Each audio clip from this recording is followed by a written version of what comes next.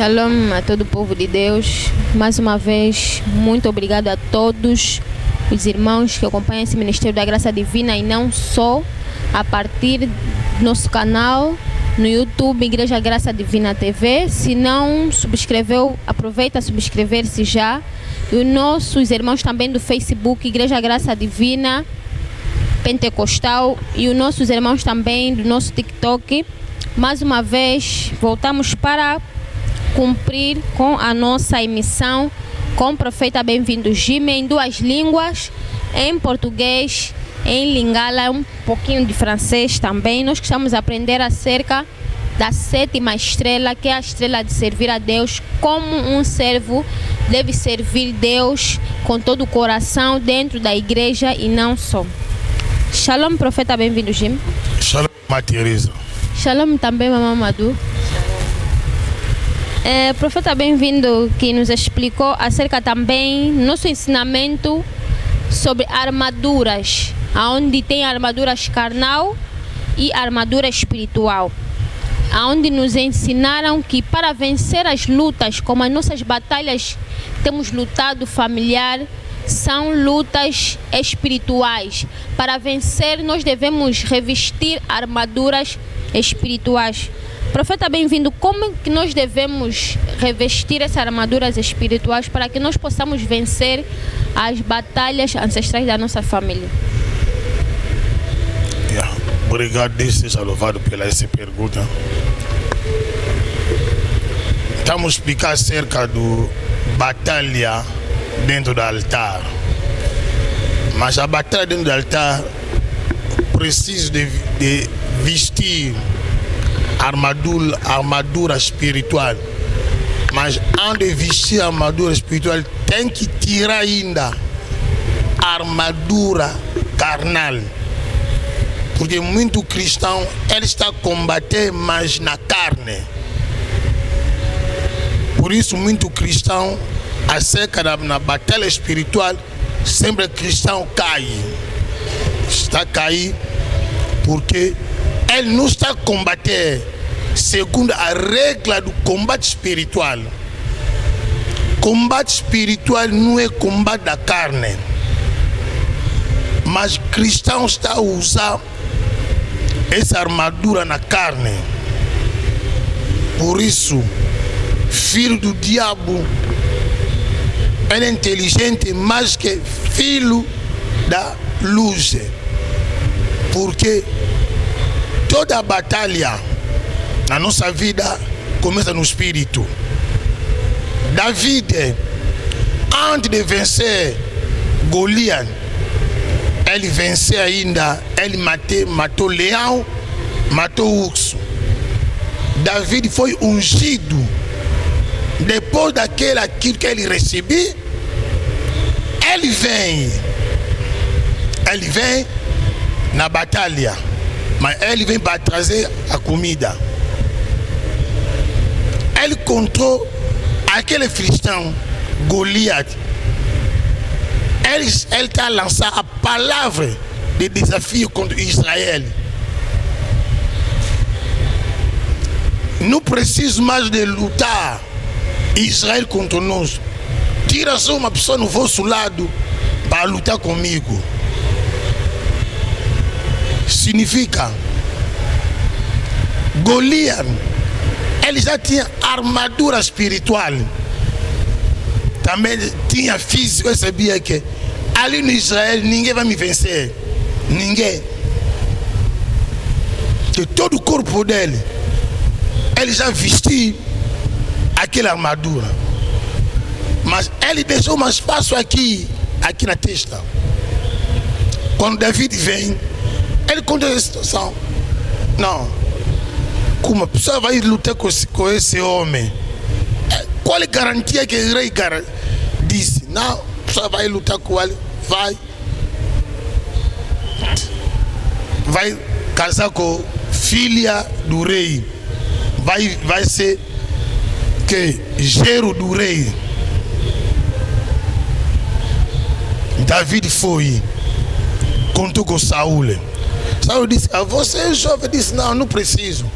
Saul tirou a armadura dele l'idée nous David. David fils aquilo. Elle tentou disse não. Essa armadura não vai dar. Ele tirou a armadura do Saul. Ele pegou seus 5 pedras. Colocou no que na pasta dele.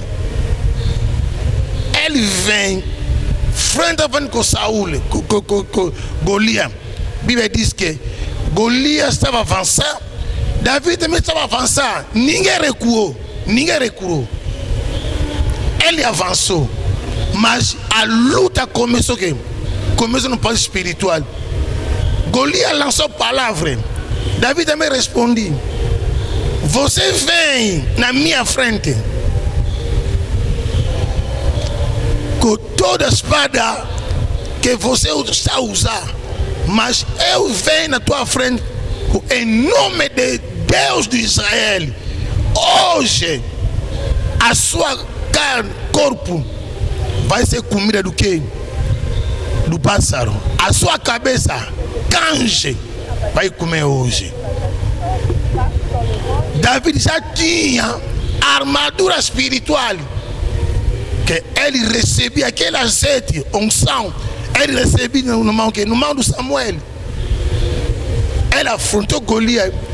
Golias caiu, ele matou Golias. Ele já estava bem preparado espiritualmente, mas fisicamente ele vestia a armadura do Saul. Nada, isso aqui não vai dar. Ele tirou aquilo. É cristão não está conseguindo entrar na batalha com armadura espiritual. Por isso Paulo diz que no 2 Coríntios capítulo 10, nós estamos a andar fisicamente, mas nosso combate não é físico.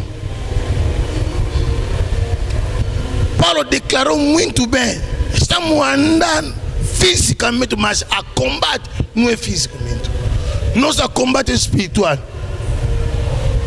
Para levantar, para destruir todo pensamento do quê? Do diabo. Não pode entrar nessa batalha fisicamente. Se prepara muito bem espiritualmente. Tira todo da carne. Só quer vencer essa batalha do que? Do altar ancestral. Sábado, festa. Sexta, óbito. Na sua vida sempre, toda hora, saída, festa. A vida está passando distração, mas essa pessoa que está a pensar para realizar grandes coisas, irmão, nunca vai vir. Nunca vai vir. Se você quer realizar grande vitória, primeira coisa, corta sentimento carnal. Invita toda hora a festa. Que festa? Na verdade, um cristão, irmão, você vai ser canal do diabo na sua vida. Você vai começar a orar, porque tem lugar que Deus não pode permitir um servo de Deus, um cristão, para pisar ali. Um cristão não pode ir no hotel. Um cristão não pode ir no bar. Um cristão não pode ir na discoteca. Você não pode ir no lugar assim que a pessoa está vestida mal, mas você toda hora, festa toda hora. Esse tipo de cristão assim é cristão da carne, porque ali dentro da festa você vai quando a pessoa vestir mal, ali tem bebida, ali tem droga, ali tem diamba, ali tem whisky. Ali nunca vai contar a palavra de Deus ali, nunca vai contar a Bíblia ali. Vai contar ao contrário da vontade de Deus. Agora, quando sua vida está nesse ritmo, mas você está esperando a vitória nunca vai vir. Você vai ser canal sempre. Diabo vai te pisar, bruxo vai te pisar, feitiço vai te pisar, porque você continuará no mundo espiritual. Deus te abençoe. Merci na batu nyonso balanda ki kilti na biso de début à la fin. Na yebisa ki bino toza na surprise kala mingi te tokutana na mosali na Nzambe mpona a expliquer biso ndenge nini kilti na biso et se déroulaki na succès. Toza ana mosali na Nzambe. Bonsoir prophète Benvindu. Bonsoir Mamadou Tumba. Toza lisuna journaliste na biso Teresa. Bonsoir Teresa. Bien aimé, kiti na biso elekaki na succès nde na uti koyebisa bino. elikaki vraiment kitoko. Toza toujours na 7 étoiles, 7e toza na thème ya 7 étoiles, sous thème na biso ezali 7e étoile pour servir Dieu. Bien aimé pour non la nzambe ezali difficile, eza eloko moko ya petete. Lelo balobelaki biso parcours ya Abraham. Père na biso Abraham, ndenge ba obenge susu patriarche Abraham, parcours na ye ndenge atambolaki yango mosali na nzamba ko expliquer biso ba ekolobela biso lisusu il faut to revêtir ba arme spirituelle. Bien aimé yo soki o comprendre te tang balobaka to lata ba arme spirituelle landa émission na attention nyonso bokebi nyonso o comprendre pourquoi balobela kango bongo. Prophète Benvindu, question ya liboso eza boye sans plus tarder pour tous ala vraiment précis. Peuple de Dieu azolanda biso azotala ndenge baza vraiment na soif ya ba réponse na yo o éclairci bango ndenge nini parcours ya patriarche Abraham, père na biso Abraham, yo olobi ke Abraham atongaki 12 hôtels. Bato ebele batiaka ngo vraiment kate lelo ezalaki moi eloko moko etiraki attention. Après wana eza question A. Question B eza lisusu yo lobi enseignement oyo eza pona bato oyo baza na sens spirituel. O mécanon ko expliquer place wana mibale. Ça va, merci. Merci la question liboso ya 12 hôtels ya Abraham. Et puis merci mibale la question mibale si enseignement ezali pona bato yo o balingi ba kola to ba mata na monde spirituel. Abraham na parcours ya patriarche Abraham atongi 12 hôtels. Et Abraham dit kotonga hôtel Isaac na botama kité. Jacob a botama kité. Ni bana Jacob bazala kité. Ni Joseph a botama kité. Abraham a tongi 12 hôtels. 12 hôtels Abraham a tongaki. Et ils ont correspondre na 12 tribus ya Israël. Na epi que question Mamadou Touni bate imati ya makambo te. Ngana zolo bela ba hôtel. Des fois bate musa hôtel yango mais ayebi na été comment hôtel fonctionnaka. Mais ngana zolo bela parce que na zana ministère on appelle ça ministère prophétique puis à délivrance autozo ko buka ba hôtel. Na ko buka hôtel te sona na connaissance ta côté. Pour la moto récit la vie il faut détruire hôtel yeba yango. Un vrai chrétien nyonso yo mosa na nzambe hôtel mi la ba délivrance. Hôtel ma ko buka hôtel de ko keba.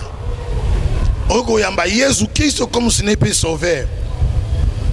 Parce que na toye na vie ya christianisme toza na deux combats. Combat libozali combat ya foi. Diaba olinga te yo yamba Jésus Christ parce olongwe na kana ye oye na kana ya Jésus a perdre déjà. Yami bale. Yo ye na ngambo ya Jésus Christ. Yeba yango be il faut obuka okata ba lien makila na yo. Makila otoza nango yote muto bandi yango. Et na bato banda makilo kala do yo sala continuité ya vie ya bato wana.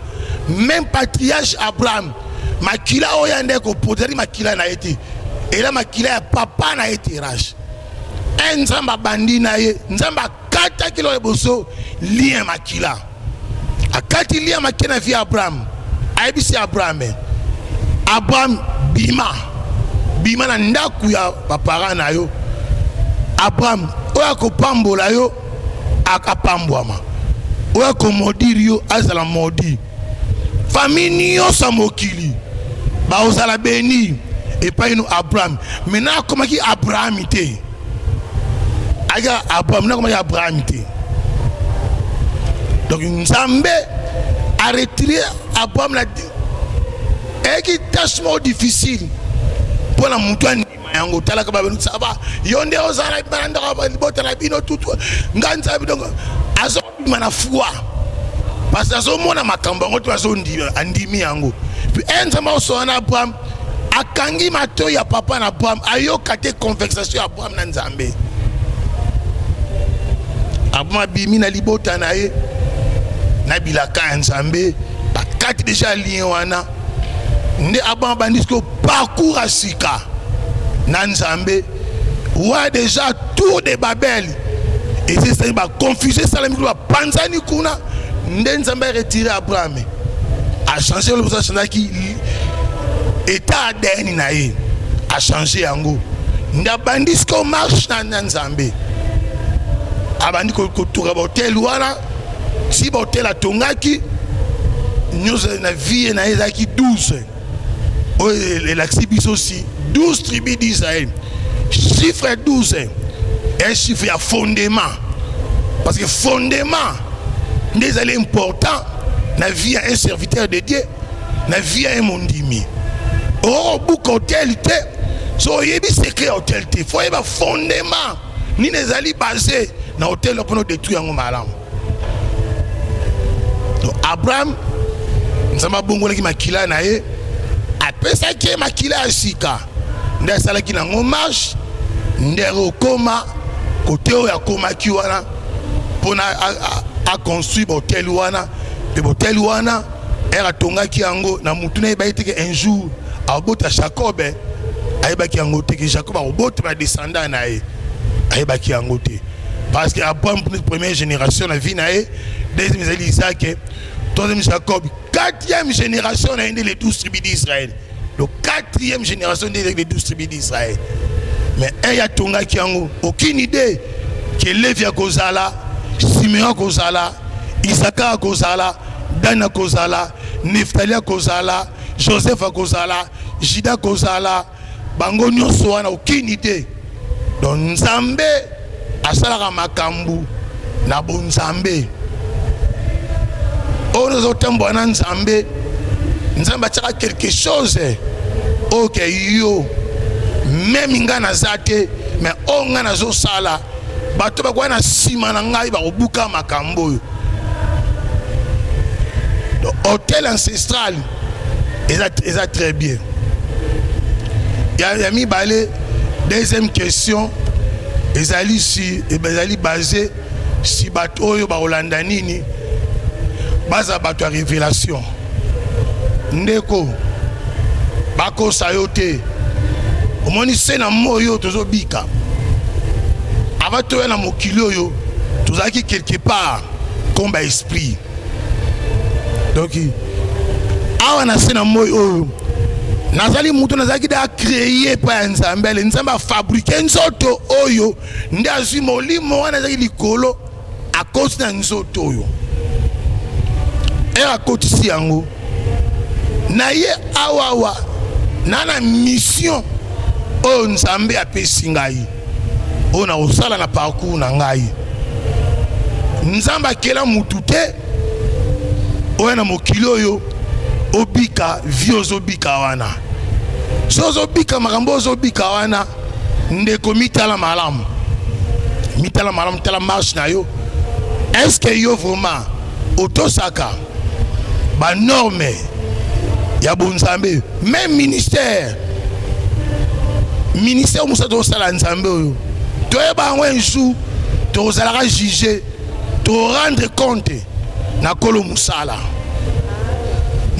oyo to sala era kolo na yango donc il faut se soumettre na kolo musala lelo ba pasteur toujours sala makambo yoyo oyo ezali volonté ya Nzambe te toni to intimider bandimi olakisa mondimi ke yo oleki na kolo musala koma kombo endo kombo do pasteur eye bana koleka kombo ya Yesu na église na yo koma yo pasteur oza la vedette ok yo esclave un esclave a dépendre na mutu azo diriger, mais comment yo ndo comme supérieur ya Yesu. Vraiment ça passe bandeko tozonga na ba norme tosala volonté ya mutu atindi biso. Abraham asalika volonté ya Nzambe a dépassé Nzambe te azalika na sa volonté ya Nzambe. To Abraham asalaki azalika na sa volonté ya Nzambe. Yango na Abraham akufaki na âge mora malamu, et puis na 100 ans na era bandi marche na Nzambe asalaki ba exploit ya mine na vie na ye. Aza laissé la quoi ça qui roi qui de leur main à quoi c'est pas union so ya wana a retirer na l'autre, mais tel est le roi Abraham sala et ou tabitumba ora le kananda kuna bi ete aleki mbala moko et pas Melchisedec roi ya Salem ake ko pesa ye demi ya nyonso nde côté ou Melchisedec abandi ko sakola nde aye ko tiara na vie Abraham onction sacerdotale, c'est-à-dire que vie à Lévi et yaki à partir il y a 10 mai on nous apprend à présent dans Genèse 14 nde Lévi vine bandi à partir hôtel o Abraham tongaki. Donc nyos to kosala bandeko toyeba ke Nzambe aleki me ba famille na biso. Nzambe aleki misa to salaka to considérer Nzambe liboso o ngana yekola liboso Nzambe le reste na vie na ngeza après Nzambe liboso na yebi pete so yope ke Nzambe aza au-dessus ya vie na to famille na ebité. Ils ont dépend ndenge yo zalaki encadré zalaki mal encadré na yebité. Donc kolapambola yo émission yo était ya yo na ministère to prophétisaka en partie to yebi nyonso azake kamoli santo nda yebi nyonso na Yesu, mais ngana yo to yebi kandambo. Donc tout se compléter na musala ya Nzambe, mais rumela nde connaissez rumela na présence ya Nzambe, rumela na sia volonté ya Nzambe, s'humilier na sia volonté ya Nzambe, atombola yo na ta convenable lokola Abraham a rumela ki na présence ya Nzambe, promesse rumela ki mesa nini esa ki kola pambola yo. Merci. Obrigado, profeta, bem-vindo, Jim. No nosso sujeito de oração, o profeta deu sujeito de oração acerca do altar ancestral onde se encontram nossos bens que foram bloqueados. Mas no momento do ensinamento, o profeta bem-vindo, Jim, falou sobre o mundo ancestral. E o profeta bem-vindo também explicou que ainda está na introdução, ainda não aprofundou muito bem. Mas no sujeito de oração, o profeta bem-vindo disse que muitos dos nossos bens encontram-se prendidos lá naquele mundo. Como nós recuperar os nossos bens que se encontram prendidos neste mundo ancestral ou altar ancestral? Obrigado por essa pergunta. Hoje estamos tocar um ponto muito elevado. Muito cristão, ele fala sobre mundo das trevas, até pessoa que fala lingala desse mundo, no português segundo mundo não existe. Primeira coisa, mundo espiritual, mundo das trevas tem bué, tem mundo polion. Mundo polion fica no segundo céu. Tem mundo tartarice. tem mundo guldese, mundo pandeminium, mundo astral, mundo ancestral. É onde que tocou hoje. Irmão, tem bué. Não dá para explicar tudo, para isso tem bué. Agora, mundo ancestral, nós todos, branco, francês, português, alemão, nigeriano, angolano, congolês, nós todos saímos naquele mundo ancestral. Mas o mundo ancestral do africano negro é pior. Ali é pior. Que o mundo ancestral do africano tem bruxaria ali, tem feitiçaria, tem muita coisa ali. Ali só para destruir. Ali não tem nada de melhor. Mas eu dei um exemplo acerca do presidente dos Estados Unidos. Dinheiro ele tem, não é ele que começou. É dinheiro dos avós dele. Ele também vai morrer, vai deixar dinheiro. Mas nós aqui, a nossa riqueza é pobreza, sofrimento, câncer, diabetes, sida, esterilidade. Nosso mundo ancestral é condenação, sofrimento, choro.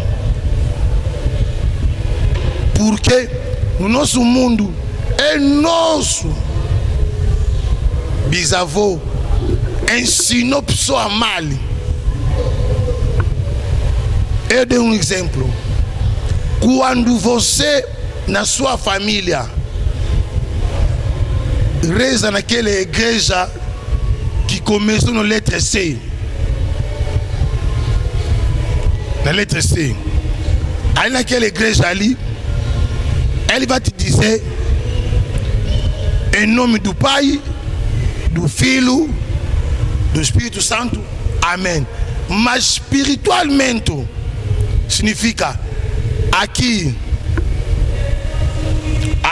é demônio, Mogoa, aqui Abaimon, aqui nesse lado Amaimon, aqui nesse lado é Gilecan. Já o quatro demônios está dentro de ti.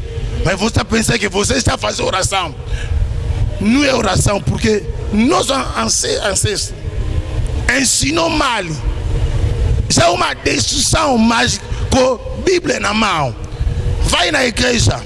Naquela igreja ali, aquele demônio Zeus, ele já controla toda a igreja. É aquele que confessa Cristo de brincadeira. Tem muita igreja, nome só de Deus, mas dentro é diabo. Agora, você sair numa família vai dizer que não, nós vamos adorar Kimbangu. Kimbangu servir Deus de verdade, mas descendência do Kimbangu não está servindo Deus. Já desviou visão, já está no outro caminho. Muita família, esse altar ancestral prendeu muita gente. Muitos cristãos estão a sofrer falta de conhecimento.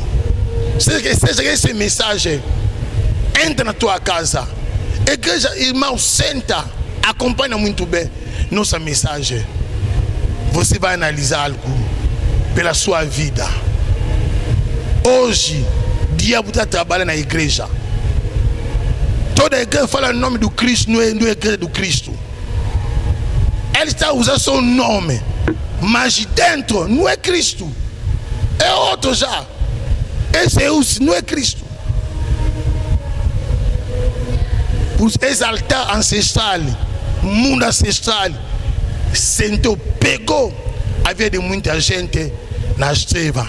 Ali no mundo ancestral é onde que sai altar ancestral, sai a lei ancestral, sai todo de mal para destruir nossa vida, vem dali. Mas muito cristão não sabe, não costuma até dar ideia acerca daquele mundo, mas vamos estudar, vamos orar acerca daquilo, porque conhecimento é chave de libertação. Pode orar muito, mas sem conhecimento é oração em vão, nunca vai produzir nada. Oração precisa um conhecimento básico. A partir desse conhecimento é aonde que tu vai viver a libertação. Olha que realidade que aconteceu hoje no culto. Muita família já está vendida. Já está vendida, mas já está vendida. Porque é realidade do mundo ancestral. Deus te abençoa. Esse ensinamento ainda está no princípio do mundo ancestral. Não dá para explicar muito. Deus te abençoa. Merci, prophète, bem-vindo. Na éclaircissement d'engue aussi pour éclaircir peuple de Dieu. Deuxième question est aboye. Ndenge nini okoki ko expliquer peuple de Dieu mingi bayoka kaka ba loi ancestrale. Bayebi pete loi ancestrale ezani batuna kape mingi na ba commentaire ba loi ancestrale ngo to katango ezani. Il faut qu'on explique dans loi ancestrale ezani. Nandenge olobi ke ba hotel nyonso pona obuka euti na ba loi ancestrale il faut muto akatango. Après oyo yebisa biso batu mingi nde basala ba signe o ezalaka neti au nom du Père et du Fils et du Saint-Esprit. Yo opese olobeli yango mais o éclaircir en mingi te. Oko kana ko expliquer peuple de Dieu. Ça va, merci nazo expliquer si ba loi ancestrale. Et puis, on a expliqué si prière au nom du Père, du Fils et du Saint-Esprit. Amen. Nous avons la loi ancestrale. La loi ancestrale, c'est un cambo. Yo botami okuti yango. Papa na botama akuti yango. Papa na botama akuti yango. Ba loi wana bakomango wapi na makila na sungayo. Ba loi ancestrale bakomango na makila. Yami bale bakomango na kombo. Ba loi ancestrale. E ba loi oyoyo oyezo condamner bato. Ndeko ava obala mwasi luko consulter nzambe. Parce que so bali mwasi moko azana 25 lois ancestrales. Yozana ngo 10 beaucoup na 35 et bandi o compliqué vina yo moko ba loi ozo compliqué ezo de tu ba te belé mina sujet à libala à travers libala o bala mutu moi ça ba se tekaye ba tekaye ale bato ba qu'est-ce que tekaye sur faille mususu donc azakane esclave yo tombe la mwasi ndingo wana ndeko vina we baby okota bitumbo ebi mutu na makolo te obunda kaka bitumbo yo yebi mutu mais nani ngazaka na nga bien avant bala mwasi avant na bala mobali yo na osala boezo simba mais banda na bala libalo yo osala boezo simba raté osomo bazo bimela yo ba yebi si mwasi yo babala kaye bazo mbala bala kaye eza ba loi evai na makila ya batu. Ba maman tote rabana na biso malamu côté yamba Yesu qui se zabi meti tolo ba kapi ba vérité total sa bana vérité o bana lobby esunga bango ba famille belé tozaka da Christ hypocrisie ya makasi o yebi on be libota na bino ezana makambo ezana kati. Mais avant bali sa mwana yo pa ndeko boluka délivrance ndeko boluka délivrance luka délivrance vina yo luka délivrance bana yo eza normal eli sumute longo la église na ke oyambi Yesu Kristo no se sili non ndeko oyambi Yesu Kristo kata balien otanga liki 18 te otanga ngote liki 18 28 na otanga ngote il faut kata balien ne va na makila balien wana ndeze balwa ancestral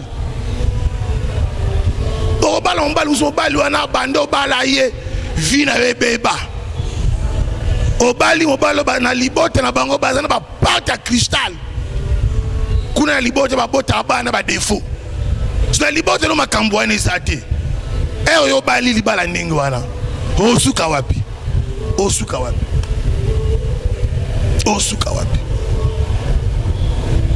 donc eza ba loi oyo ekangi ba pasteur ba prophète ba to ebele ba loi ekangi bango mutu batina ko bana ndeni na pesi offrande koto na sali sacrifice sawa na gêner na sambe ose ndeni soki yo yebite origine ayo ba loi ancestral wana cause ngozaba ezo na monde ancestral na monde wana nde kuna basalaka ba condamnation livre noir à condamnation livre rouge à mort nde ba makambo ne zouta so yozo combattre moto tumba hôtel kindoki mais détaillez bien hôtel kindoki mais hôtel parce que hôtel union sur la ténèbre ya kindoki kaka kala ali kindoki l'autre kindoki ba monde union sur kindoki mais côté nini dossier na yo ezali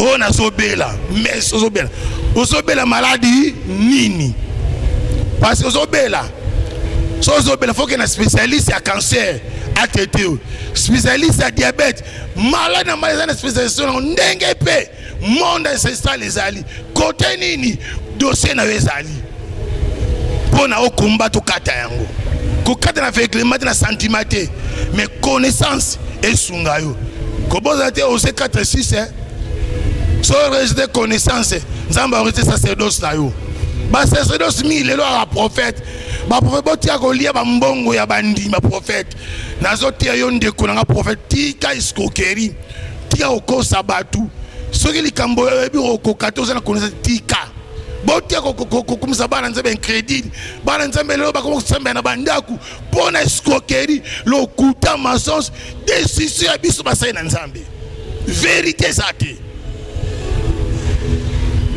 vraiment Seigneur Sungayo le roi nazana début na solo bela na makambo yango da to lobela di loi ancestral to lobela yango le roi na to na début bon moyen te na sisa nyonso kola pambola yo merci yo landa biso kaka ozwa solution na vie na yo na kombo na Yesu Kristo. Obrigado, profeta, bem-vindo, Jimmy, e obrigado a todos que nos acompanharam também do princípio ao fim da nossa emissão. Mais uma vez, obrigado, profeta, bem-vindo, Jimmy. Deus abençoe Irmã Teresa pelo sacrifício todo que você está fazendo. Deus lembra de ti, exaltar a ancestral familiar, cai na sua vida, cai em nome de Jesus Cristo. Amém, amém. Obrigada também a nossa mamador. Obrigada também a nossa área da mídia, que fazem acontecer a nossa emissão na nossa câmera do nosso canal, o nosso irmão Joel Tumba e o nosso irmão Davi, no nosso Facebook, a nossa irmã Teresa e o nosso irmão Patu Ngolo, na outra câmera do nosso canal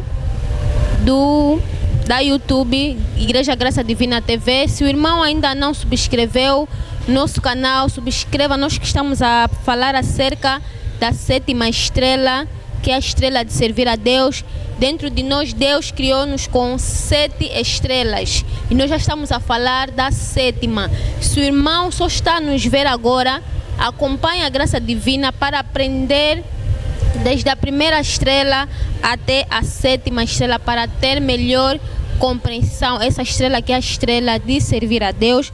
Muito obrigado às famílias também que nos acompanham fora do país, que são fiéis a este ministério, a esse Deus da Graça Divina, Deus do profeta. Bem-vindo, Jimmy, que é líder desse ministério Graça Divina. Esse ministério que se encontra em Angola, Luanda, Golf 1, Rua Direita, para quem vai no Avocumbi. A nossa maior referência, que é o campo da 14B Amado. Temos também o nosso programa, o nosso culto semanal às quartas-feiras e às sextas-feiras, das 16h30 às 19h30. Acompanhe a Graça Divina no nosso Facebook e o nosso TikTok também, Igreja Graça Divina, bem amado. Vamos terminar agora, nos encontraremos no nosso próximo programa. Merci na bato nyonso balandi émission na biso. To komi jusqu'à la fin na émission na biso. To pesa lisusu merci na prophète Bienvenue Njime. Merci prophète. Kola pambolo Mamadou Tumba apambola libota na yo na kombo na Yesu Kristo abuka botei nos ancestral familial ya molili o imposaka balua ba majiba connaissance na buki na renverser na détruire yango na tumbi yango moto na kombo na Yesu Kristo. Amen. Merci prophète. Merci na batu nyonso o balandi émission na biso to comme na suka émission na biso bino mo bomoni ndenge mosani Nzambe a expliqué oyo vraiment aza penza intéressé a komela biso na Facebook, Instagram, na TikTok na o place ozo mono oza penza na compréhension te po mate lelo yango evandisi ba vie na biso eza ba loi ancestrale. Balwa wana eza ya makila, il faut ko comprendre mate ya malamu pona oyeba ko sambela. Bobo sanate toza lisusu na veye na biso le 30 pe le 31 et ko banda na 21h30 tina 5h. Veye ya le 15 elekaki na succès makasi et ça ki miracle belé. Bien aimé yo muto zanga ki kotia maite akoma lokola position moko ke o remplacer Jésus-Christ na mai wana te. Jésus-Christ aza toujours liboso yende abiki sarama ebiki sarate. Foza na foi torotala lisu surprise nini o mosani Nzamba bombel biso na deuxième veillée ya le 30, troisième veillée eza le 31. Merci na staff nyonso eza na sima. Merci na frère Patungolo. Merci na frère Joël Tumba. Merci na sœur Teresa. Merci na sœur Teresa ya journaliste. Merci na frère Nabiso David. Bien aimé, siège Nabiso eza en Angola, na Luanda, na Rua 13, na Golf 1, numéro 295/A. Numéro ya mosali Nzambe ezali bio mutoza libanda. Il faut ça la plus 244. Après, oh, Moutaza Awa et Bandina 922 07 86 76. Numéro Ana et ça la 24 6 24. Soko Bengi osana problème spirituel bien aimé.